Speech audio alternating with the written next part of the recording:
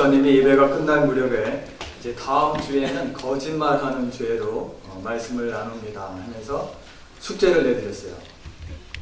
마가복음 17장을 읽어오시기 바랍니다. 그 숙제를 내드렸어요. 그리고 이제 한 주가 지나고 다음 주에 설교를 시작하시면서 이제 숙제를 점검하겠는데, 지난주에 내드린 숙제 마가복음 17장 읽어오신 분 손 드세요 했더니 이제 몇 분이 막 손 드는데, 옆에 분이 이렇게 앉아 있다가 이렇게 옆에 사람이 손 드니까 따로 다 이렇게 따라서 손 들었어요. 거의 다 손 들었습니다. 마가복음 몇 장까지 있어요? 16장. 마가복음 16장까지 있는데 전부 마가복음 17장을 읽어오셨다는 거예요. 자, 오늘 우리가 마가복음 강해를 끝으로 30강을 마지막으로는 16장을 끝을 냅니다. 다음 주부터는 이제 성령님이 행하시는 성령행전, 사도행전을 할 텐데 제가 숙제를 내드리겠습니다. 사도행전 29장을 읽어오시기 바랍니다. 다음 주 설교 시작할 때 제가 숙제 확인을 하겠습니다. 실제로 마가복음은 16장밖에 없는 제일 짧은 복음서 중에 하나입니다. 예수님의 행적, 예수님께서 공생애 때 어떠한 사역들을 하셨는가를 기록한 이 복음서들, 그러나 이 복음서들은 조금씩 누구를 대상으로 쓰여졌느냐, 이 예수님의 행적을 누구에게 전하기 위해서 쓰여졌느냐에 따라서 조금씩 복음서의 차이가 있습니다. 큰 줄거리는 같지만 그 문체와 또 여러 가지 구성면에서 차이가 있는 것을 보게 됩니다. 먼저 이 마태복음은 유대인 사람이면서 세리인 마태가 썼습니다. 이 세리가 원래 이렇게 꼼꼼하게 뭔가 기록하는 습관이 있기 때문에 복음서 중에 제일 길어요. 예수님의 행적을 제일 꼼꼼하게 기록한 사람이 세리 마태입니다. 유대인이었기 때문에 자기가 같은 동족인 유대인이면서 예수님을 영접한 사람들, 아니면 유대인이면서 예수님에게 관심 있는 사람들에게 자기가 만난 예수님을 3년 동안 동고동락하면서 경험했던 그 예수님을 전하기 위해서 이 마태가 유대인들을 위해서 복음서를 썼습니다. 그래서 마태복음에 보면은 다른 복음서와는 다르게 구약의 성경들, 유대인들에게 익숙해져 있는 구약의 성경들에 대한 인용이 많이 등장을 합니다. 그리고는 예수님의 족보가 어디부터 시작해요? 유대인들이 자기들의 조상이라고 믿는 사람, 네, 아브라함에서부터 시작합니다. 아브라함이 누굴 낳고 이렇게 해서 예수님까지 유대인을 대상으로 해서 썼기 때문에 그렇습니다.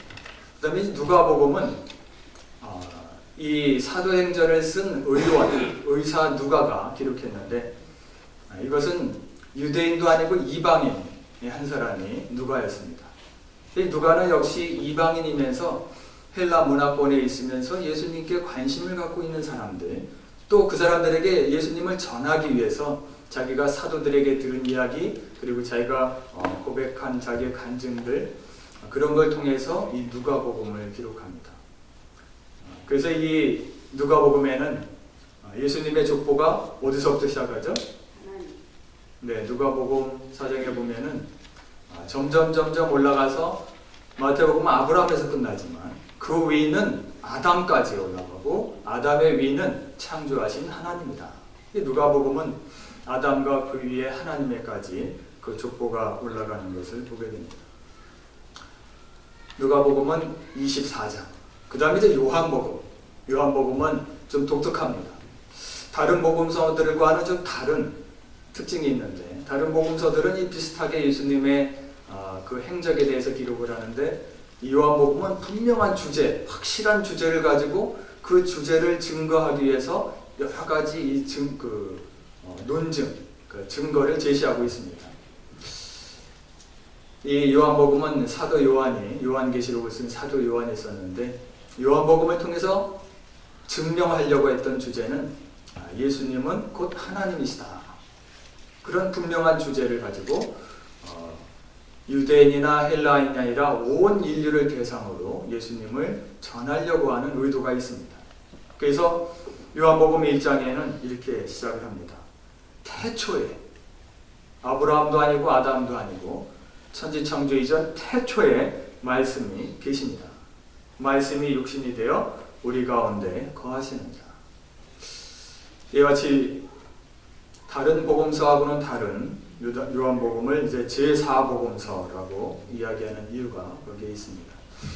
요한복음은 21장까지, 마지막 이제 마가복음, 오늘 본문인 마가복음은 베드로의 제자면서 베드로가 로마에 복음을 전하러 갔을 때 통역을 했던, 그 당시 로마는 무슨 언어를 썼는지 아시나요? 영어인가요? 불어인가요? 로마어인가요? 네, 헬라어를 썼습니다. 그래서 이 헬라어로 통역하는 사람이 이 마가였습니다. 그래서 베드로에게 들은 예수님의 행적, 그걸 가지고 이제 마가복음을 썼고, 이 로마 사람들을 대상으로 예수님을 증거하기 위해서 썼기 때문에 로마 사람들이 바쁜 또 행함을 중요시 여기는 로마 사람들. 그래서 마가복음은 그냥 다른 복음서는 이 앞에 족보도 나오고 또 여러 가지 세례 요한에 대한 긴 이야기도 나오지만 마가복음은 그냥 단도직입적으로 들어갑니다. 1장 1절부터. 그리고 끝날 때까지 아주 예수님이 바쁘게 사역하시는 쉴 틈이 없는 예수님. 그래서 이 섬기는 종으로 표현하는데, 그렇지 로마인을 대상으로 이렇게 썼기 때문에 마가복음은 그렇게 기록이 되어 있습니다. 그리고 또 제일 짧고 16장. 그 신학자들은 마가복음이 제일 짧기 때문에 마가복음이 제일 먼저 쓰여졌다.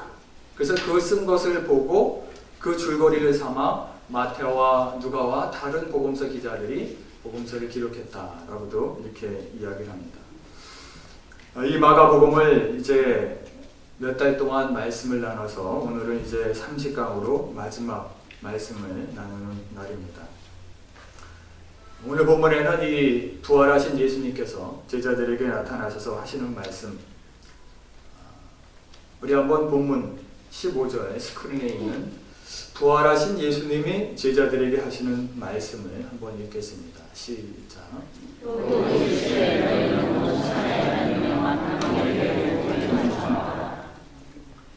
부활하신 예수님이 제자들에게 하시는 말씀은 온 천하에 다니며 모든 사람에게, 만민에게 복음을 전파하라. 그리고는 20절 마지막 절, 마가복음 16장 20절, 마가복음 전체를 통해서 마지막 절에 제자들이 나가 두루 복음을 전파하더라. 예수님의 명령에 따라 복음을 전파하는, 예수님이 마지막에 제자들에게 하신 말씀도 복음을 전파하라. 그래서 그 명령에 따라 두루 다니며 복음을 전파하더라. 근데 마가복음 1장 1절도 그렇게 단도직입적으로 시작합니다. 하나님의 아들 예수 그리스도 복음의 시작이라. 이 마가복음은 1장 1절과 또 끝에 16장 20절까지 처음부터 끝까지 복음으로 시작해서 복음으로 끝이 나게 됩니다. 과연 복음이 무엇일까? 복음이 무엇일까요? 어떤 분은 우리 교회 이름입니다. 복음이 무엇일까요? 네, 우리 교회 이름입니다. 자, 과연 복음이 무엇일까? 이 복음은 우리 한번 같이 한번 읽겠습니다. 시작. 하나님의 다스리심, 하나님의 통치하심이 곧 복음입니다. 헬라어로 이 복음이라는 원어는 유앙겔리온이라는 헬라어를 쓰고 있습니다. 복된 소식, 기쁜 소식, 또 영어로는 굿뉴스, 좋은 소식이 바로 이 유앙겔리온 복음입니다.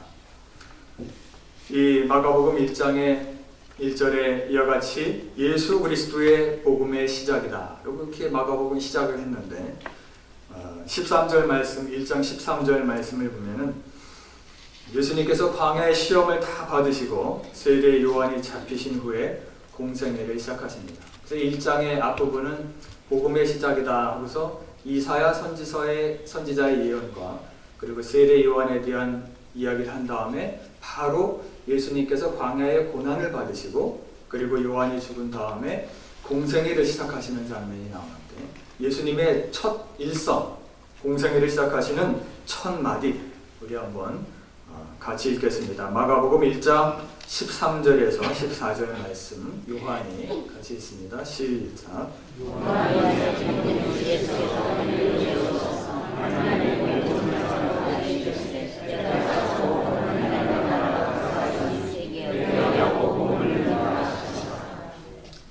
이제 갈릴리에 오셔서 하나님의 복음을 전파하여 이르시되 때가 찼고 하나님의 나라가 가까웠으니 회개하고 복음을 믿으라. 처음 말씀하신 광야 40일간의 고난을 받으시고 그 다음에 요한의 죽은 것을 잡힌 것을 알고 처음 하시는 말씀이 하나님의 복음을 전파하였더라. 근데 그 복음의 내용이 바로 때가 찼고 하나님의 나라가 가까웠으니 회개하고 이 복음을 믿어라. 복음이라는 것은 하나님의 나라가 가까이 왔다라는 것이 하나님의 복음입니다.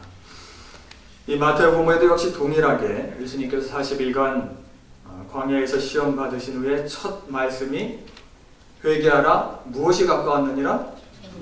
천국이, 하나님의 나라가 천국이 가까웠느니라.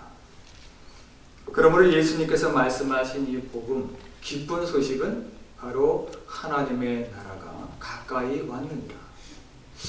과연 하나님의 나라는 무엇일까?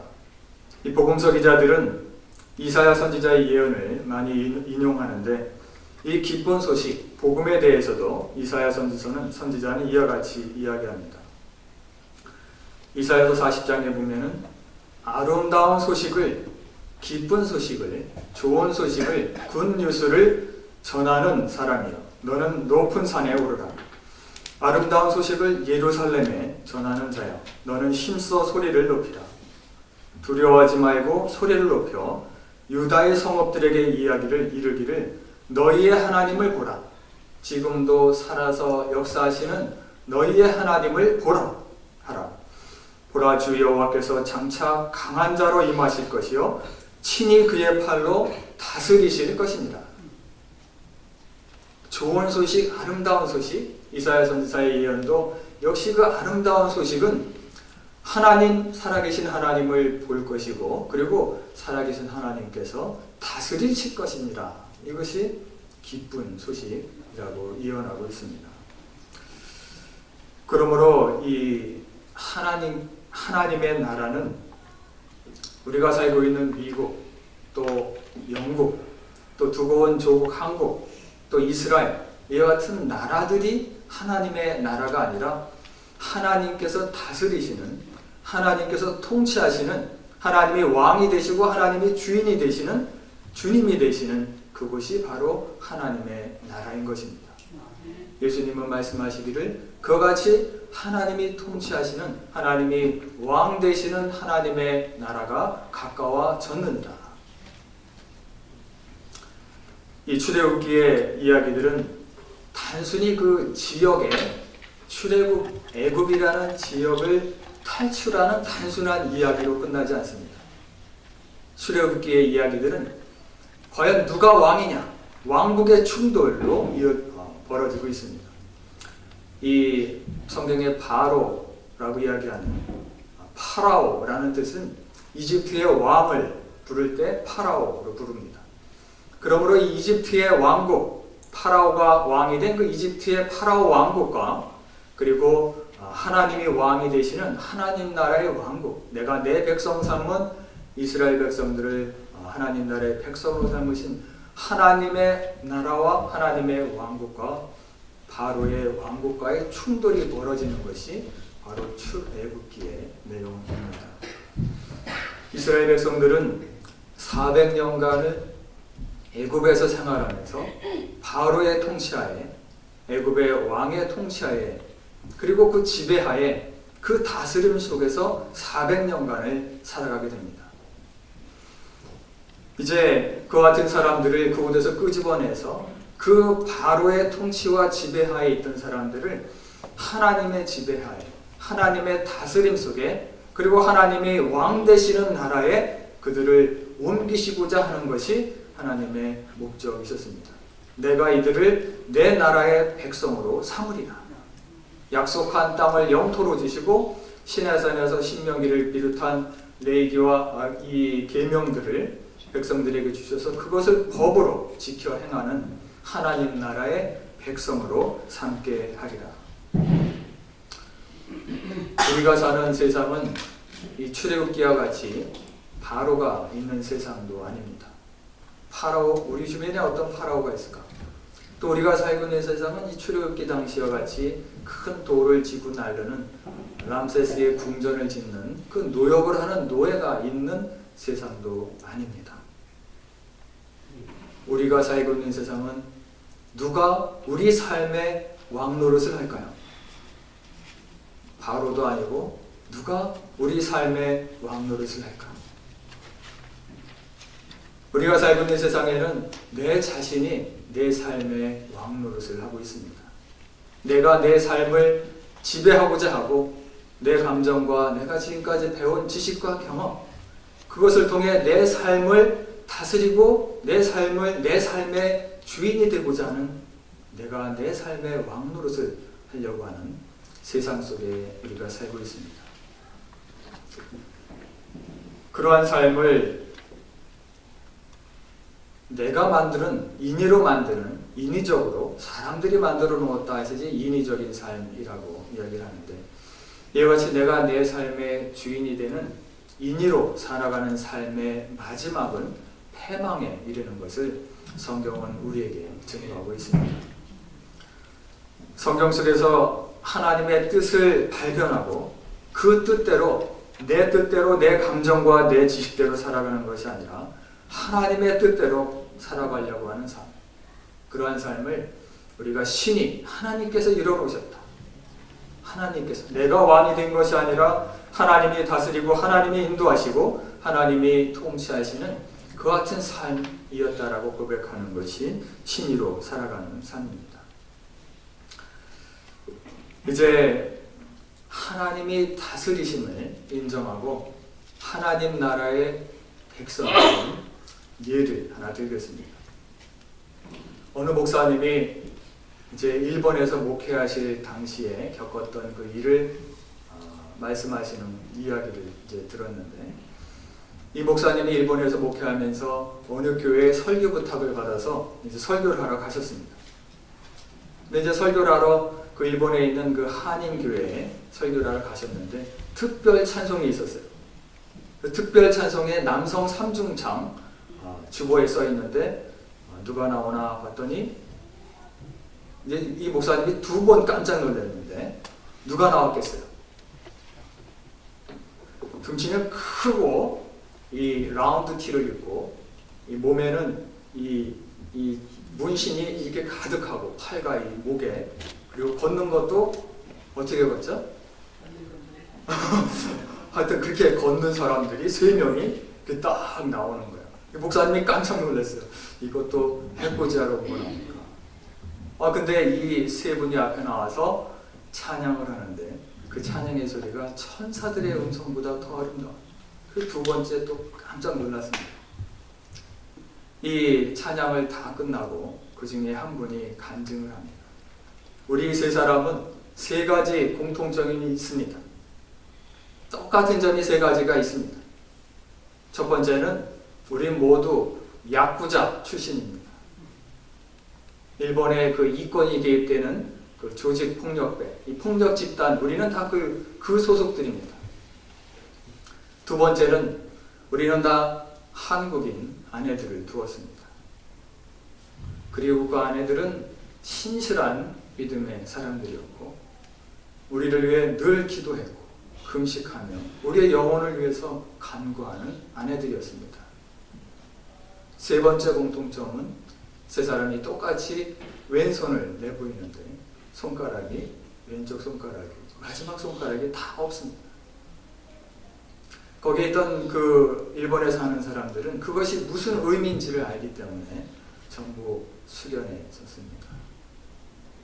그리고는 고백하기를, 이제 예수님을 믿고 구원의 은혜를 알고 나니 그들이 비록 야쿠자의 중간 간부였지만 더 이상 그 이상을 할 수가 없었다라고 이야기를 합니다. 그리고는 두목에 찾아가 자신들이 하는 일이 하나님 나라에 합당한 일이 아니기 때문에 여기서 빠져나오겠다. 처음에는 두목이 농담인 줄 알고 그러다 그들의 진심을 보고서는 탁자에다가 칼을 하나 꽂더라고 합니다. 또 그게 무슨 사인인지 알길래 모든 사람들이 자기의 조직원들이 모여있는 데서 손가락을 자르고 그 곳에서 나와 하나님 나라, 하나님이 다스리는 하나님의 나라로 하나님 나라의 백성이 되었다라는 고백입니다. 자신이 자신의 주먹이 제일인 줄 알고 자신이 주인이 되는 삶, 내가 내 삶의 주인으로 내가 다스리는, 내가 왕이 되며 살아가는 삶을 살다가 어떻게 야쿠자의 조직까지 들어가서 높은 단계까지 올라갔던 사람들. 그러나 그 사람들이 예수님을 영접한 후에 그 삶의 주인이 바뀌어져 버렸습니다. 그 삶의 주인이 지금까지 내가 내 삶의 주인이었는데 이제부터는 또 간혹 가다가 야쿠자의 두목이 내 삶의 주인이었는데 이제는 내 삶의 주인이 하나님이, 살아계신 하나님이 내 삶에 되셨고 내 삶을 하나님이 다스리고 통치하시고 삶의 나의 왕이 되신 하나님, 그래서 하나님 나라의 백성이 된 그 사람들의 간증의 이야기입니다.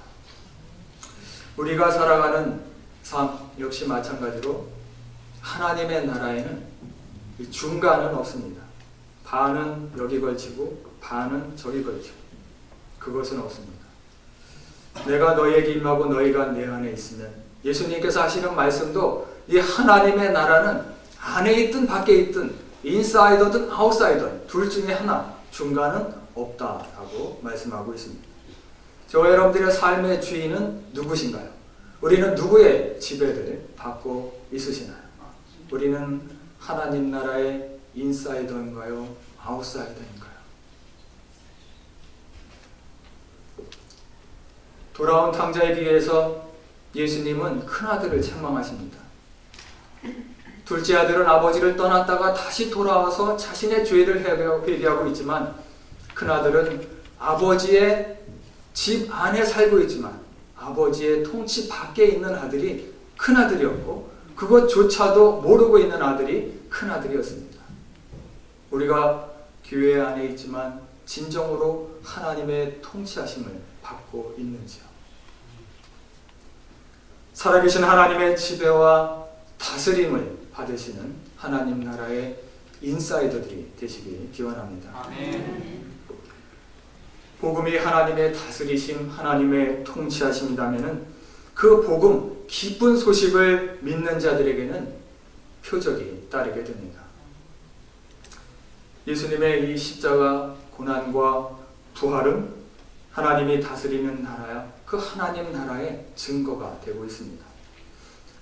독생자 예수님을 이 땅에 보내시고 십자가의 고난을 통해 희생 제물이 되심으로 우리를 죄에서 구원하시게 됩니다. 그리고는 그것으로 끝난 것이 아니라 사망에서, 사망 권세에서 다시 살리셔서 부활하셔서 하나님 나라의 우편에, 하나님 왕자의 우편에 앉으심으로 다시 예수님의 왕권, 십자가라는 형틀에서 죽임을 당한 그 예수님의 왕권을 다시 회복시키시고 계십니다.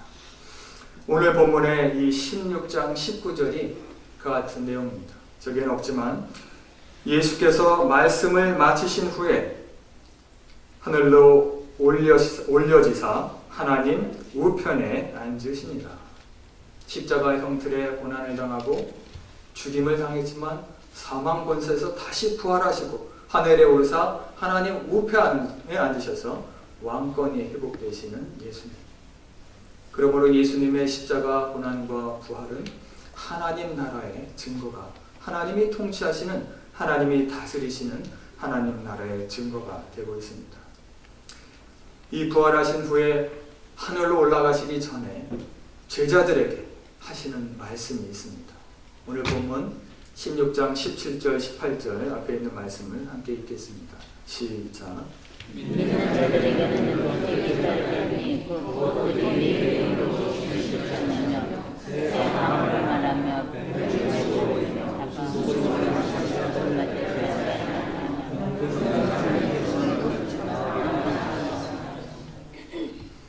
같이 믿는 자들에게는, 복음을 믿는 자들의, 이 앞에 있는 보면은 이르시되 만민에게 복음을 전파하라 15절에, 그리고 나서 17절에는 그 복음을 믿는 자들에게는, 복음이라는 것이 하나님의 다스리심, 하나님의 다스림과 하나님의 통치하심, 지금도 살아서 역사하시는 그 하나님의 다스리심을 믿는 자들에게는 이런 표적이 따르다.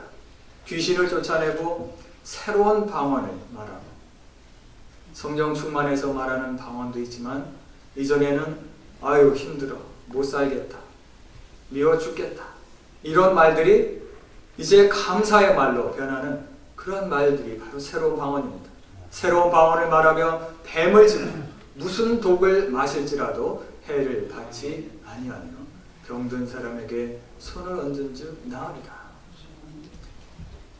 하나님께서 다스리시는 하나님의 나라를 믿는 사람들에게 나타나는 표적의 내용들입니다.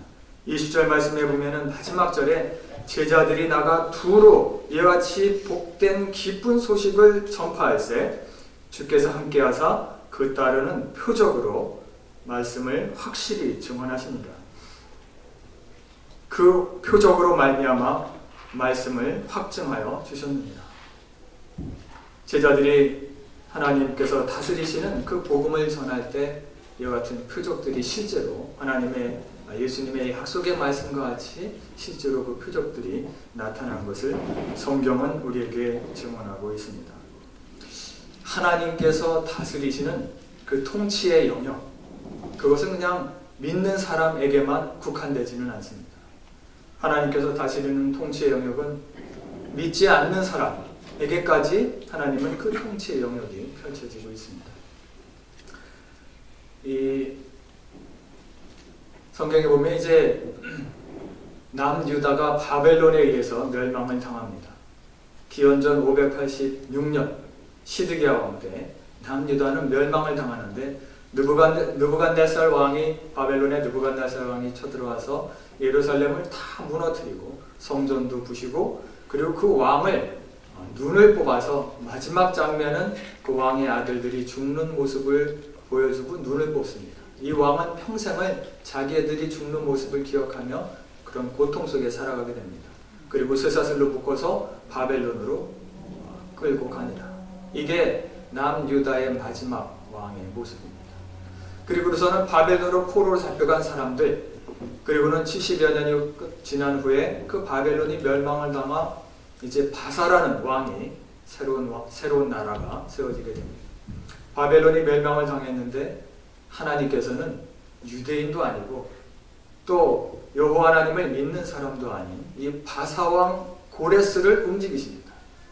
바사왕 고레스를 움직여서 바벨론의 포로로 잡혀있던 그 모든 사람들을 다시 고향으로 돌아가게끔 만드십니다.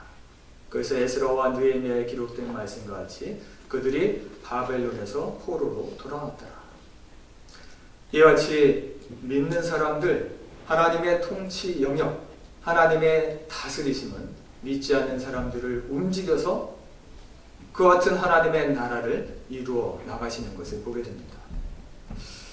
하나님의 통치 영역, 하나님이 다스리는 것은 이같이 인간들에 국한된 것이 아니라 짐승에까지도 하나님의 통치 영역, 다스리시는 하나님인 것을 보게 됩니다. 오늘 본문에서도 뱀을 집으며 뱀을 움직이셔서 물어도 해치지 않게끔, 아니 물지 않게끔 뱀을 통치하시는 분. 사도 바울이 복음을 전하다가 뱀에게, 독사에게, 맹독을 갖고 있는 뱀에게 물리게 됩니다. 사람들이 다 죽었다 했지만 사도 바울이 그 아무런 해도 입지 아니하니라. 이제 성경에 보면 또한 이 다니엘은 바벨론의 포로로 잡혀간 후에 그의 지혜로움 때문에 총리까지 올라갑니다. 나라는 바뀌었지만 다른 나라가 왔지만 다니엘은 그 포지션을 계속 유지하고 있습니다. 총리. 그래서 주변에 있는 신하들의 미움을, 질투를 삽니다. 다리오 왕 때 그 신하들이 저거는 뭔데 유대인의 포로 주제에 감히 우리 총리들의 우두머리가 될 수 있는가. 그래서 이 계략을 짜는데 저 다니엘은 예루살렘을 향하여 하루에 3번 꼭 기도하니까 저것을 꼬투리로 잡아서 다니엘을 제거하자. 그래서 다리오 왕을 설득을 시켜서 온 나라의